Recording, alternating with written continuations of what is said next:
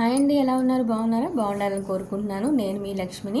యాక్చువల్గా ఈరోజు నా డైలీ వర్క్లో మా కిడ్స్తో సాయంత్రం పూట అయితే ఎలా ఉంటుందో అయితే మీకు చూపించబోతున్నాను. ఇప్పుడైతే ఈవినింగ్ 4 అయితే అయిందనమాట.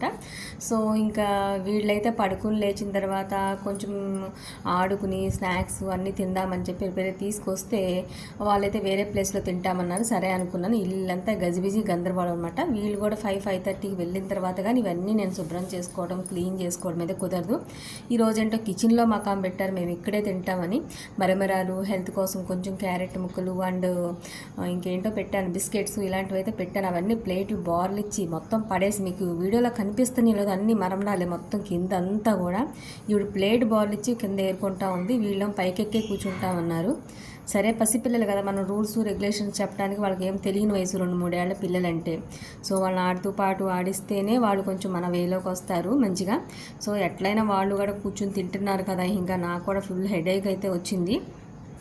సరే కొంచెం టీ అయితే పెట్టుకుని తాగుదామా, వాళ్ళతో పాటు కూర్చొని తాగనిస్తారా లేదా అనుకుంటూ డౌట్గానే పెట్టుకుని అయితే తాగుతూ అయితే కూర్చుందామని ప్రిపేర్ అయ్యాను.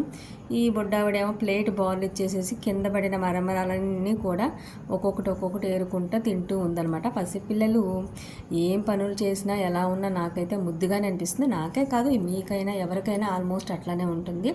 సో ఈరోజైతే నేను నా పర్సనల్ బ్లాగ్ అయితే మీతో షేర్ చేసుకుందాం అనుకున్నాను. Please watch it. Thank you. Subscribe.